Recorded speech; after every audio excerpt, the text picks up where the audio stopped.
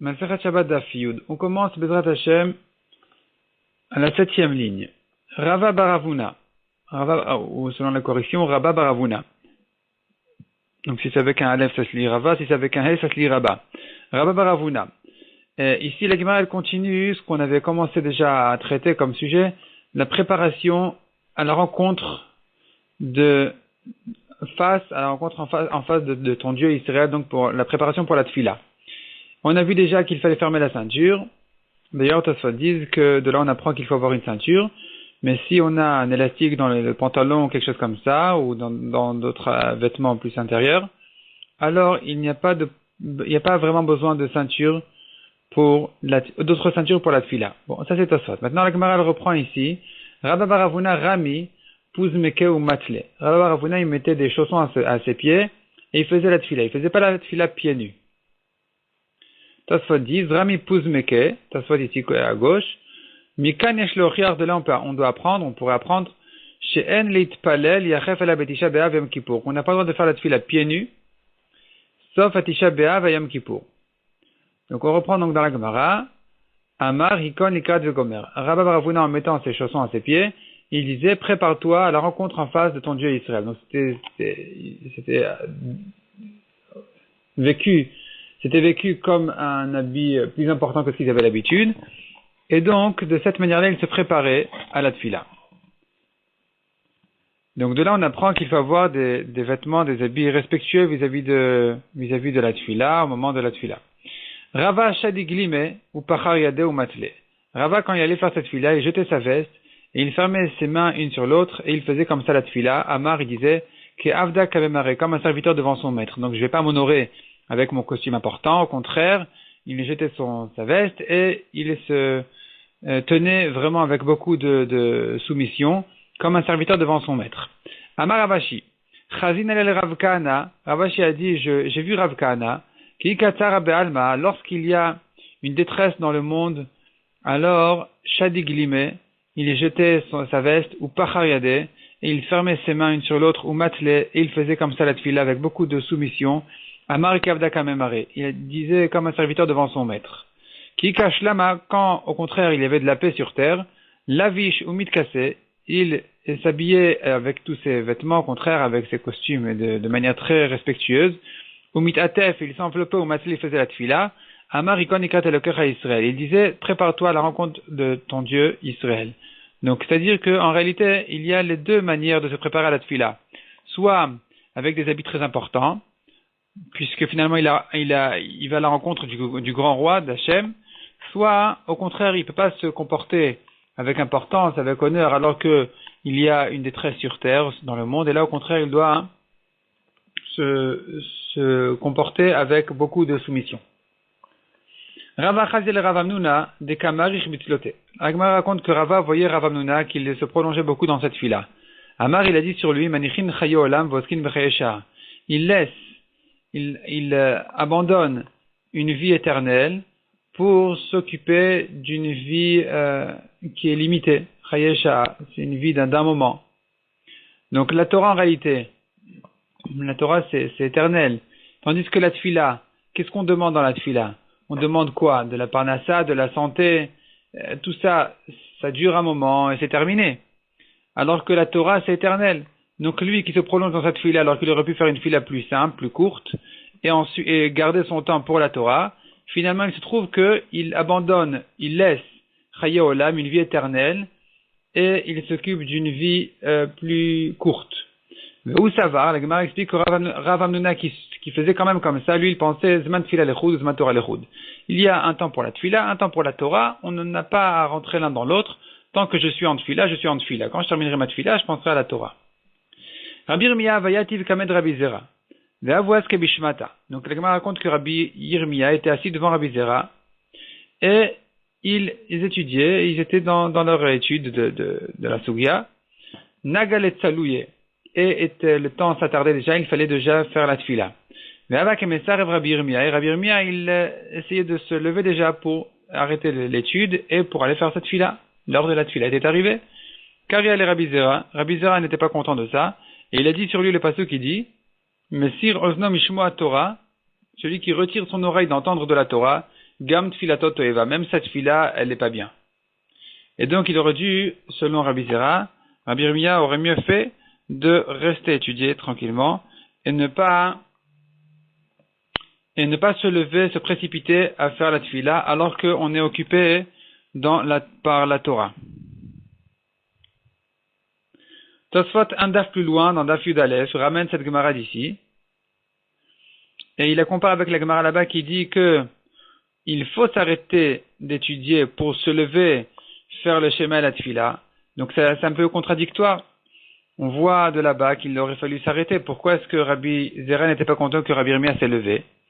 Répond le Tosfot là-bas que Rabbi Yirmiyah et Rabbi Zera étaient à un niveau plus élevé que ça. Eux ne devaient pas s'arrêter pour faire la tfila. On verra ça dans les précisions dans le daf suivant. Deuxième réponse du Tosfot là-bas. Il se peut que n'était pas encore arrivé la fin temps de tfila. Il aurait pu continuer un petit peu son étude et laisser la tfila pour un peu plus tard. On continue ici dans la Gemara. Mais Mata et Traladin. Donc on a déjà expliqué. Qu'est-ce qui s'appelle le début? Donc on a dit de certaines choses déjà on a cité. On a dit le début chez le coiffeur, c'est dès que il enlève son foulard. Non, au contraire, là-bas c'est dès qu'il pose son foulard sur ses genoux pour ne pas se salir. Au bain, dès qu'il enlève son foulard. Le repas, c'est dès qu'il fait Netilat Yadayim ou qu'il ouvre la ceinture. Et de là, on en est arrivé à toute l'histoire de la préparation à la tfila, qu'il faut fermer la ceinture et de quelle manière il faut s'habiller.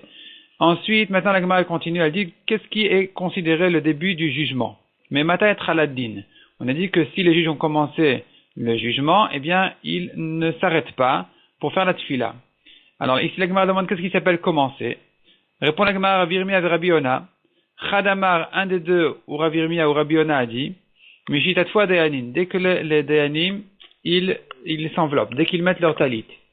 Rashi explique, Dayanim mitatfin betalitan, Rashi à droite, un peu en haut, Dayanim mitatfin betalitan, les juges, ils s'enveloppent de leur talit, kshepotrin bedin, mais matchrina. Quand ils commencent à juger, ils se mettent leur talit par crainte vis-à-vis de la shrina. La shrina qui réside sur eux, Akadosh Baruch Hu est sur eux. Deuxièmement, dit Rashi, Veshelo ifnu roshan lekan ou lekan, afin que le talit les empêche en fait de ne pas tourner la tête à droite à gauche, ou te'edatan miushev etalem, de manière à ce qu'ils aient l'esprit calme sur eux. Donc ça, c'est un signe de début du jugement. On a dit dès que les dayanim ils mettent leur talit. Vechadamar, le deuxième dit, je reprends dans la Gemara à la fin de la première grande ligne, vers la fin de la première grande ligne, Vechadamar mishiftechu baledinim. Dès que ceux qui sont jugés, ils commencent à parler, ça s'appelle qu'on a commencé à juger, on ne s'arrête plus. Évidemment, quand il reste le temps de faire la tfila. Velo pligé, la Gemara dit, il n'y a pas ici de marloquette en réalité.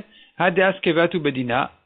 Celui qui dit, depuis que les baledinim commencent à parler, celui qui dit que depuis que ceux qui sont jugés commencent à réclamer chacun ce qu'il a à dire, c'est dans un cas où les juges étaient déjà assis à juger d'autres personnes avant eux.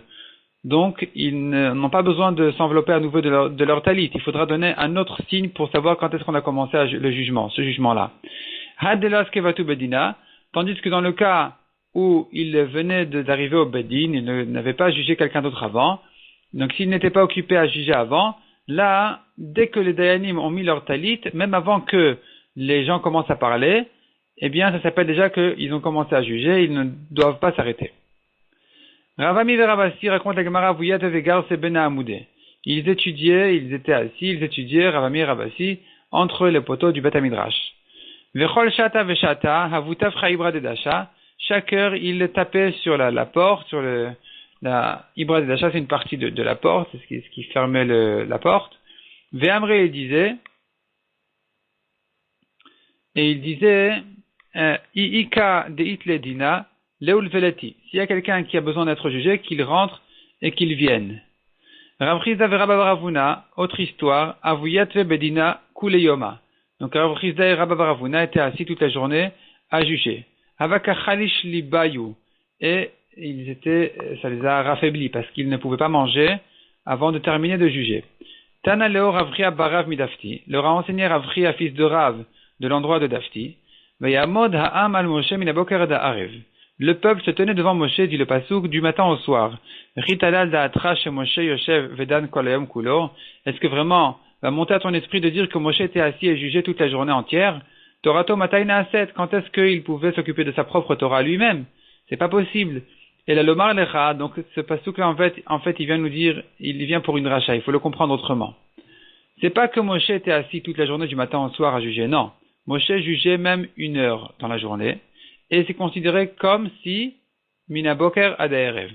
C'est-à-dire, Kol Dayan, Shedandin Emet Lamito dit la Gemara, chaque juge qui juge un jugement vrai pour la vérité, Afilusha Achat même 1 heure, Ma'ala Alavakatuv Keilu Naasa Shutaf la Kadosh Baruch Hu Bemase Bereshit. La Torah considère comme s'il était associé à Kadosh Baruch Hu dans la création du monde.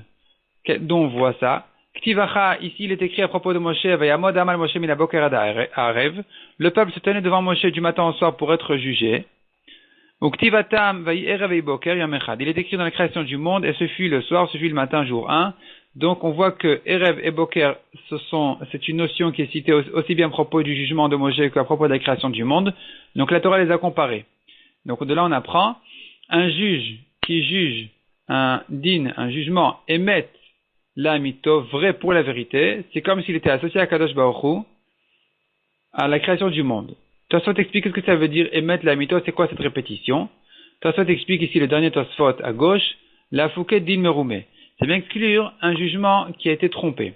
C'est-à-dire que des fois il se peut que on présente un témoignage et les gens qui sont jugés, il y en a un qui est un grand ramaï, c'est un grand trompeur, et que selon toutes les données qu'il présente, qu'il amène au Bedin, devant les juges, en réalité c'est lui qui doit avoir raison. Et c'est comme ça, a priori même la halakha, parce que le juge, il doit juger en fonction des données qu'on lui amène, et les données qu'on lui a présentées, elles sont toutes à son avantage. Mais le dayan doit savoir, le juge doit savoir, reconnaître le menteur, et le questionner, et lui faire des enquêtes, et repérer son mensonge, malgré que, a priori, il devait même selon la halakha, lui donner raison. Le dayan qui reconnaît ça, qui reconnaît qu'il y a ici un problème, qu'il y a ici un mensonge, qui sait repérer les petits problèmes, c'est sur lui qu'on dit qu'il est dan din emet la mito. Le jugement, il est non seulement vrai, parce que c'est comme ça la halakha, mais c'est la mito, c'est pour sa vérité, c'était ce qui s'est passé, le dayan, le juge a repéré la vérité de l'histoire aussi, pas que la vérité de la halakha selon ce qu'on est venu réclamer, selon les témoignages qu'on a présentés, non, il reconnaît vraiment la vérité. C'est sur lui qu'on dit que même s'il a fait ça 1 heure par jour, 1 heure dans la journée, c'est comme s'il était associé avec Akadosh Baruch Hu dans la création du monde. La Gemara continue et dit, Admata Yoshvin Bedin, jusqu'à quelle heure, jusqu'à quel moment les juges s'assoient à juger, Amar Rav Sheshet Atman Souda, jusqu'à l'heure du repas. Amar Rav Chama Maikra, dont on l'apprend, Nirtiv qu'elle est écrit un pasuk dans Kohelet. Ilach Eretz Shemalkech Nahar, malheur à toi, terre, dont ton roi est jeune, Vesaraïr Baboker Yochelu, et tes princes le matin mangent. Ashraïr Eretz, heureuse toi, la terre, chez Malker Ben Chorim, dont ton roi c'est le juge, Ben Chorim il est libre, Vesaraïr et tes princes, Be'et Yochelu, à l'heure ils mangent, pas avant, Bigvura Velo Bashti. La Gemara explique Bigvura Shel Torah, dans la puissance de Torah, Velo Bashti Shel Yain, n'est pas en buvant du vin. Donc de là on apprend, le roi c'est le juge, parce qu'il y a un passage qui dit Melech Bemishpat Yamid Eretz, le roi avec justice il fait tenir la terre, il fait tenir son pays avec justice. Donc le roi, le juge c'est un roi, le roi c'est un juge, en réalité. Donc ce passage-là vient nous dire malheur à toi, la terre dont ton roi, ton juge, il est jeune et tes princes mangent le matin avant de juger. C'est pas un comportement normal. Au contraire, heureuse toi la terre dont ton roi, donc toi le pays dont ton roi c'est ton juge, il est libre, il se comporte avec comme il faut, il ne mange que à temps et pas avant, et au contraire, entre-temps, il se renforce en Torah, au jugement de Torah, et pas en buvant du vin. Donc de là on apprend qu'on juge jusqu'à qu'arrive l'heure du repas. Tanoura Banan, Sha'arishona, la première heure de la journée, Machal Ludim. C'est le moment où mangent Ludim, ce sont des gens qui dévorent des êtres humains, qui mangent des êtres humains, et eux, ils sont des gens affamés, et donc dès que le matin se lève déjà, ils commencent à manger. Shnia, à la deuxième heure de la journée, machal listim. Les bandits, ils étaient réveillés toute la nuit, et eux, ils mangent la deuxième heure de la journée. Shlishit, machal yorshin. À la troisième heure de la journée en général, c'est là où les gens qui ont des grands héritages et qui se fatiguent pas à aller au travail ou quoi que ce soit, eux se permettent de manger à la troisième heure de la journée. Revit, à la quatrième heure, machal poalim, les employés, c'est à ce moment-là qu'ils se libèrent un peu, il est 10 heures du matin déjà, ils doivent commencer à goûter quelque chose pour le matin. Chamishit, ma'achal koladam. À la cinquième heure de la journée, tous les gens déjà mangent. Ça y est, on ne peut plus attendre. La Gemara demande, Eni, est-ce que c'est comme ça? Ve'amar Rafapa revid man seuda lecholadam. Rafapa pourtant dit que c'est la quatrième heure de la journée qui est l'heure du repas de tout le monde. Et là corrige la Gemara. Revi'it ma'achal koladam. Effectivement, la quatrième heure, c'est l'heure où tout le monde mange.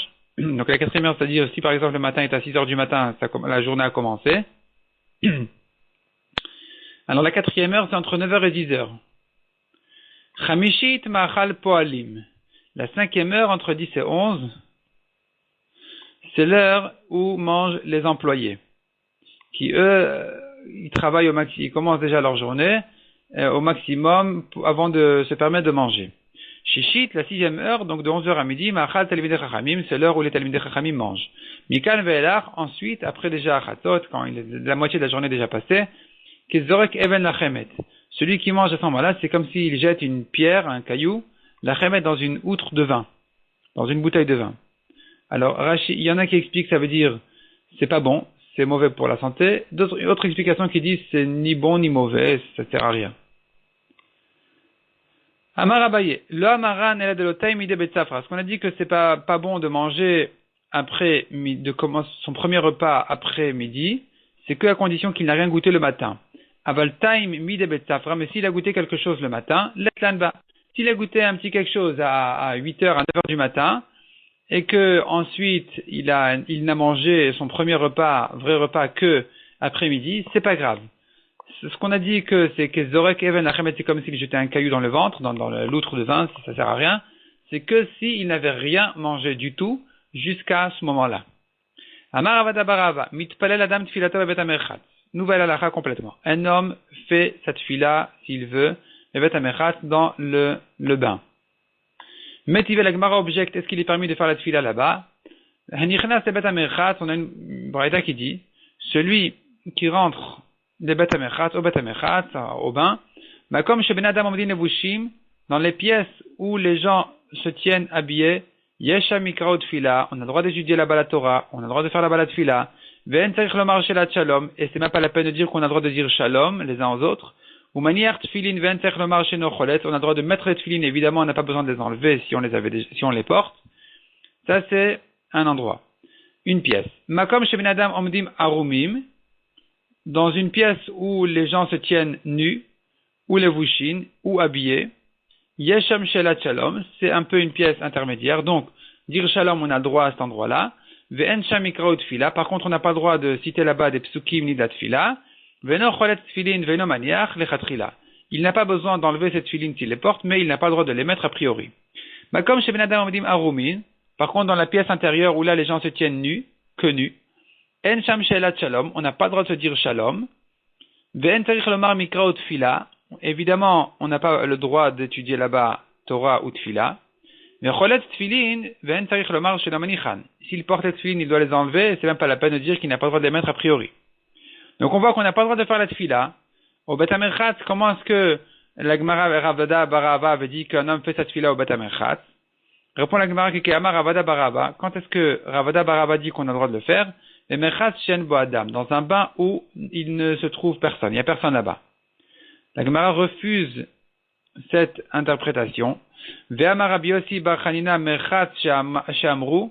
Pourtant Rabbi Yossi bar Chanina a dit, le bain dont on parle ici, on a dit qu'on n'a pas le droit de faire la balat fila, afalpi Shen Bo Adam, même s'il est vide, il n'y a personne. Betakitse She'amru, ce qu'on a dit qu'on n'a pas le droit de faire non plus de citer des brachot, des tfilot aux toilettes, afalpi Shen Bo Tsoa, même s'il n'y a pas là-bas d'excréments, il n'y a pas de saleté, c'est tout est propre.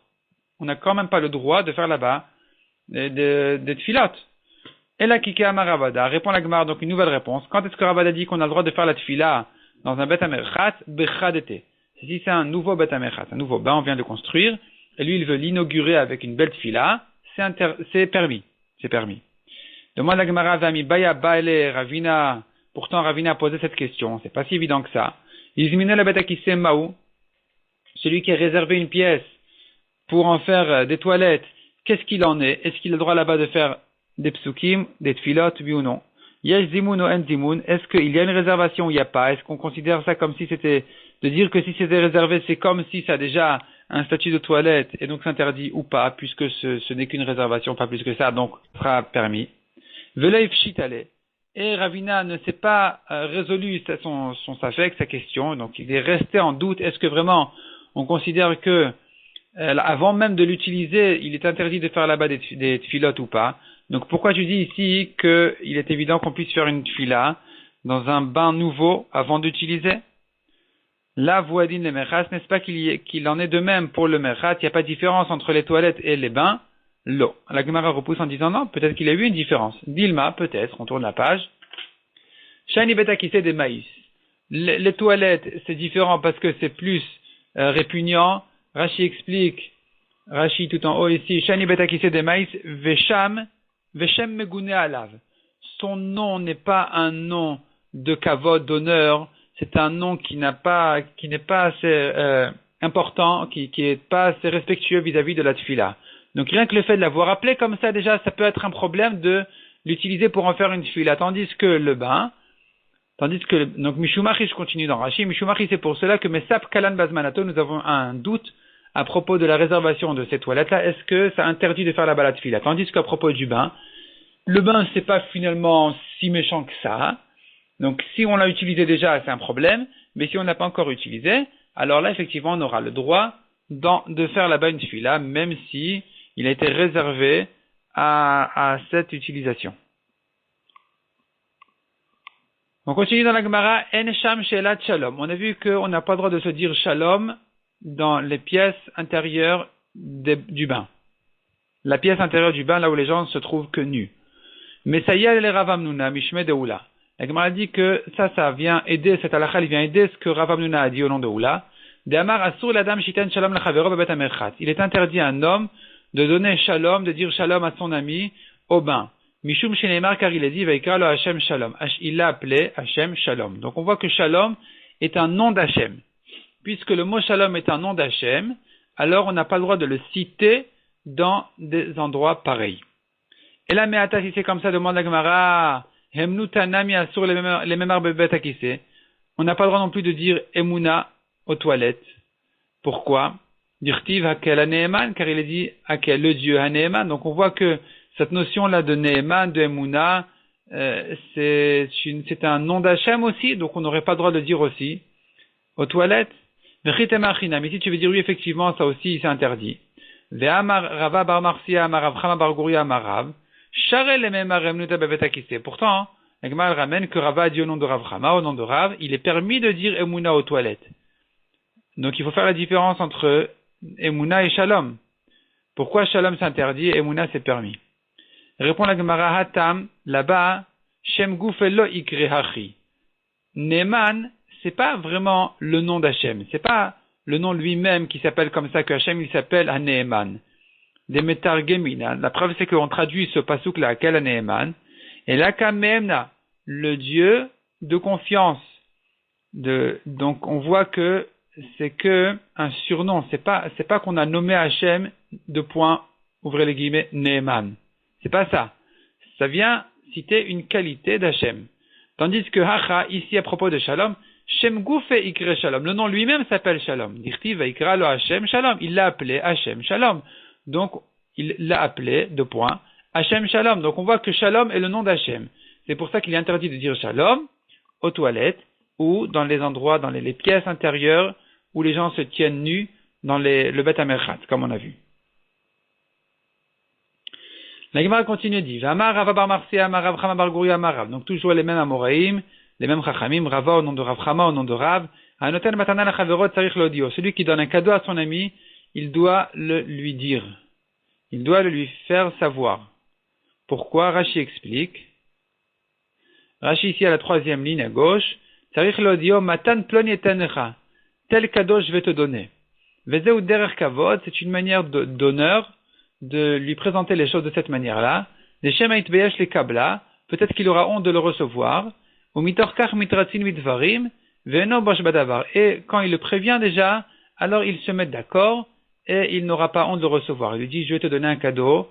Tu sais, je vais te donner un gros cadeau. Et l'autre, il dit, non, c'est pas la peine, ne te fatigue pas, je suis gêné.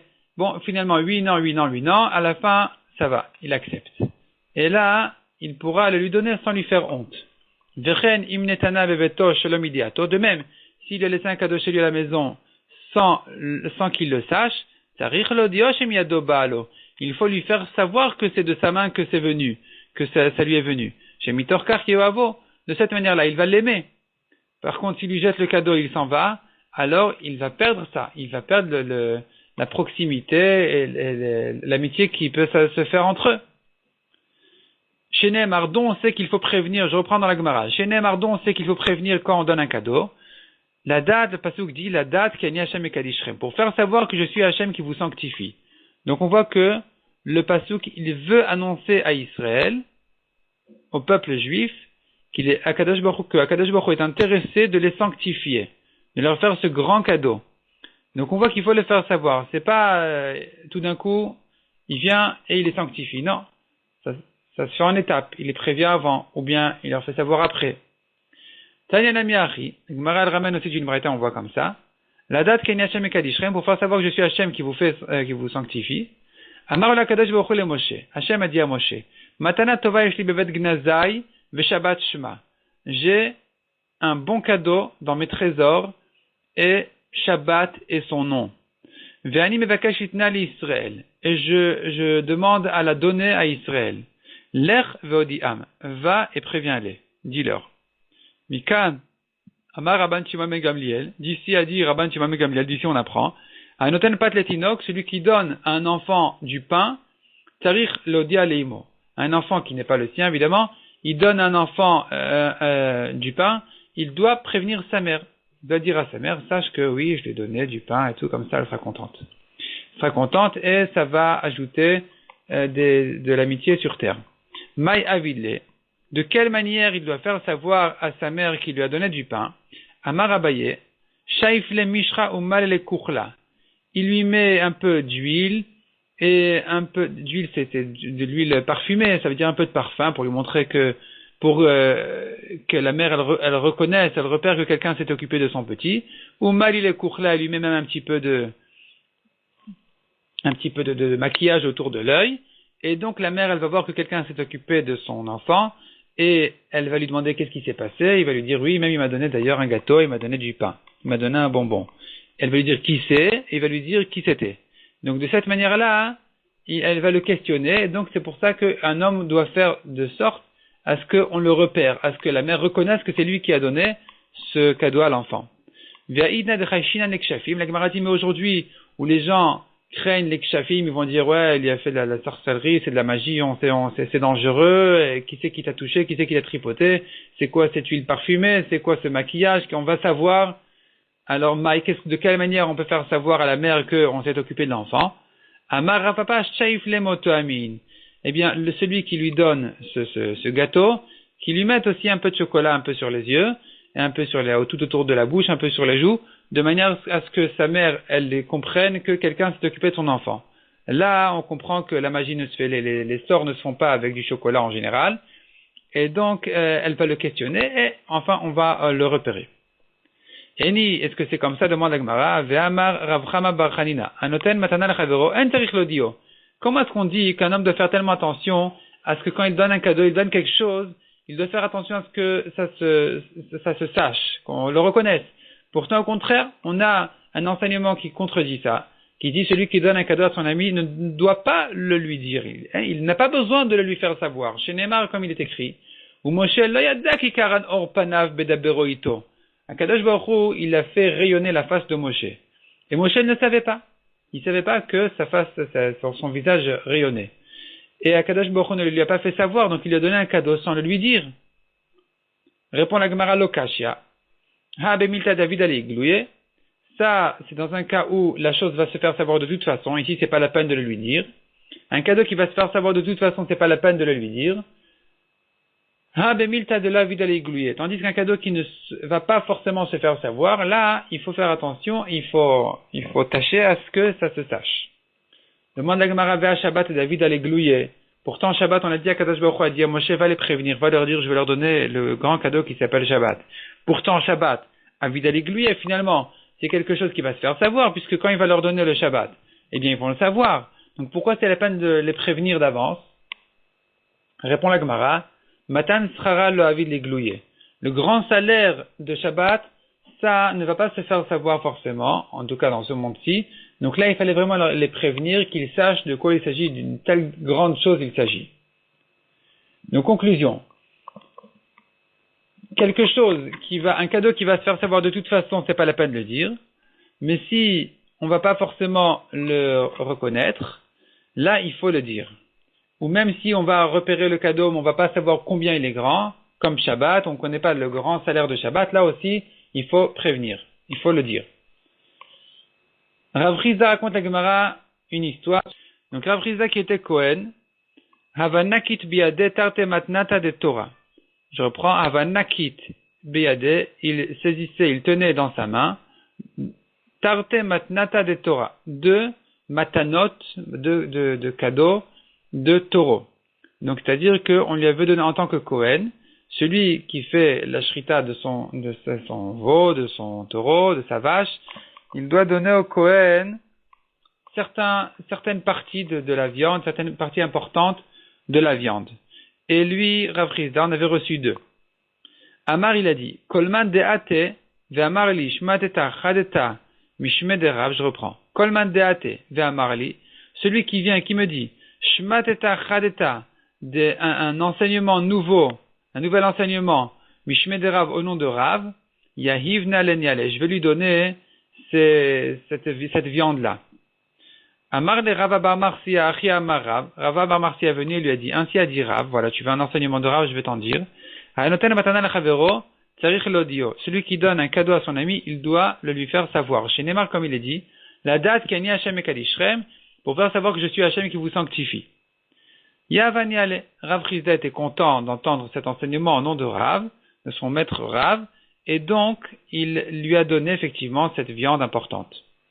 Amar, alors, Rav bar Marcia a dit à Rav Rizda, il lui a dit, Chavivin alach shmateta de Rav kulehai, est-ce que les enseignements de Rav sont si précieux que ça à tes yeux, pour toi? Amar le'in, il a dit oui, effectivement oui, ça me vaut beaucoup. Chaque enseignement, chaque mot que tu peux dire au nom de Rav, je serais très content de l'entendre. Amar le, alors il a dit, mais si c'est comme ça, Aïnouda Amar Rav, d'ailleurs je vais te dire encore, c'est justement ce que Rav a dit, Milta, un manteau important, Alevishayu, pour celui qui a l'habitude de le porter, Yakira. Il est cher. Quelqu'un qui a l'habitude de se vêtir d'un vêtement précieux, ou de n'importe quel manteau, il a l'habitude de porter ce manteau, alors il est prêt à payer beaucoup pour ce manteau parce qu'il en a besoin, il est habitué à ça et ça lui fait plaisir, au contraire, ça lui convient. Et donc toi aussi, qui as l'habitude d'entendre les enseignements de Rav, ils te sont spécialement précieux et chers. Amarle, alors Rav Rizda lui a dit, Amar Ravachi, est-ce que Rav a dit Rav a dit ça? C'est vrai, c'est comme ça que Rav a dit. Batraita adif alimikamaita. Ce deuxième enseignement que tu me dis au nom de Rav, il m'est encore meilleur que le premier enseignement que tu as dit au nom de Rav. Viavana kitna chiti, et si j'avais encore d'autres viandes entre mes mains, yaivnelar, je te les aurais données aussi. La Gemara continue et dit, Ve'amar Rav bar Marcia, Amar Rav Chama bar Guria, Amar Rav. Encore un enseignement de Rav bar Marcia, au nom de Rav Chama, au nom de Rav. Leolam al yeshane adam beno ben abanim. Un homme ne doit jamais faire de différence entre son fils parmi les autres fils. Chez Bishvil Mishkal Shnes Laim Milat. Car, à cause d'un poids de 2 slaim de Milat, c'est je pense, de la laine importante. Chez Nathan Yaakov li Yosef etel Mishar Banav, que Yaakov a donné à Yosef son fils plus qu'à ses autres fils quand il a fait sa tunique spéciale. Nitkanu Boechav, et ses frères étaient jaloux de lui. Venit Galgal Adavar Verdo Avotan el Mitzrayim. Et les choses se sont déroulées de manière à ce que nos pères sont descendus, nos ancêtres sont descendus en Égypte. Donc finalement l'exil de l'Égypte elle a commencé à cause de cette histoire-là, où il y a eu un changement d'un fils parmi d'autres, et voilà comment les choses se sont déroulées. Donc, de là, on apprend qu'un homme ne doit pas faire de différence entre ses enfants. Tosfot pose ici une question assez évidente. Tosfot, donc, à droite, Dibura Matril, Achi Garsinan, He Gimel, Achi Garsinan, voilà la version qu'il faut dire dans la Gemara. Nitgalgal Adavar, les choses se sont déroulées vers deux Avoton et Mitzrayim, et nos pères sont descendus en Égypte. Ve'afal Gav de Belav Achi Nigzar, malgré, demande Tosfot, que de toute façon, ça avait déjà été décrété. Dirtiv, comme il est écrit, Vavadum Veinu Otam, ils vont les asservir, ils vont les faire souffrir. Shema lo yanigzar elem inui kolkar. Répond Tosfot peut-être que il n'avait pas été décrété depuis le début une telle souffrance. Et là, elle est mais que à cause de ça, ça s'est déroulé comme ça. Cher est la preuve que la Torah n'avait pas depuis le début prévu une telle souffrance en Égypte, forcément. N'avait pas forcément prévu une telle souffrance. La preuve, c'est que il est écrit Arba Ma'ot Shana, les 400 ans d'exil en général, de la descendance d'Avraham, Yitrilu Kodem Shenolad Yitzhak Shloshim Shanim. On commençait déjà 30 ans avant la naissance de Yitzhak, ou plutôt les 430 ans ont commencé avant la naissance de Yitzhak, ou si on dit 400, ça a commencé depuis la naissance de Yitzhak, mais en tout cas, comme ça ou comme ça, finalement, l'exil, elle n'était pas si dure que ça depuis la naissance de Yitzhak, et encore moins avant la naissance de Yitzhak. Ils tournaient un peu de ville en ville, ils étaient un petit peu chez Avimelech en Palestine, un peu ceci, un peu cela, mais ils souffraient pas tellement jusqu'à qu'ils sont descendus en Égypte. Et pourtant, ça rentrait dans le compte des années d'exil, des années de souffrance. Donc on voit qu'ils n'étaient pas obligés de souffrir autant. Le fait qu'ils ont tellement souffert, ça s'est déroulé suite à la jalousie qui est venue après le fait que Yaakov a fait une différence entre Yosef, son fils, et ses autres frères. Donc de là, on apprend de ne pas faire de différence entre ses enfants. La Gemara continue et dit, Ve'amar Rava bar Marcia, Amar Rav Chama bar Guria, Amar Rav, toujours les mêmes chachamim. Le'olam yechazer adam v'yeshev be'ir, sheyishivata krova. Un homme doit toujours rechercher une ville qui est installée depuis moins de temps. Donc, que son installation est proche en temps. Chez Mitor Shishivata Kurova, Avonota Muatin. Puisqu'elle était installée il y a moins de temps, alors ses averot, ses péchés sont moins nombreux. Chez Neymar, comme il est dit, lorsque Lot se sauvait lors de la destruction de Sodome, il a dit aux malach, il a dit aux anges, il leur a dit, voilà, je voudrais rentrer dans cette ville ici à côté. Inena Irazot Kurova Lanushama. Voici cette ville-là qui est proche pour se sauver là-bas. Veimitzar, elle est petite. Maikurova, qu'est-ce que ça veut dire elle est proche? Il est Makurova de Mikarva Vezuta, si vous voulez dire par là elle est proche en distance, et elle est petite aussi. Vekachazula, c'est pas la peine de le dire, il la voyait, il pouvait dire directement, voilà cette villa, j'aimerais bien rentrer dedans, laissez-la tranquille. Et là répond la Gemara, non, proche, ça veut pas dire proche à côté. Et la Mitor Shishibata Kurova, proche ça veut dire son temps. Depuis l'âge de la ville, c'est une ville plus jeune. Son installation était plus proche d'aujourd'hui que les autres. Cette ville, elle était installée 1 an plus tard, et donc avonotea mutzharin. Mutzhar, ça veut pas dire qu'elle est petite, ça veut dire que ses péchés sont plus petits. Et donc c'est pas la peine de la détruire encore. Amar Rabbi Avin Maikra, dont on voit ça dans les psukim, dirti parce qu'il est écrit dans le pasuk Imalta Nashama, je vous en prie, me sauver là-bas. Le mot na, il fait 51. Na begematria, chamshin vechad have. Le mot na, il fait 51 en gematria. Veshel Sdom, nun ubet. Alors que les années de Sdom, selon le calcul des générations, ça faisait déjà 52 ans. Rashi fait tout le calcul. Donc on sait que Sdom était installée depuis 52 ans jusqu'à ce qu'elle ait été détruite. Donc Sdom avait 52 ans. Et cette ville-là,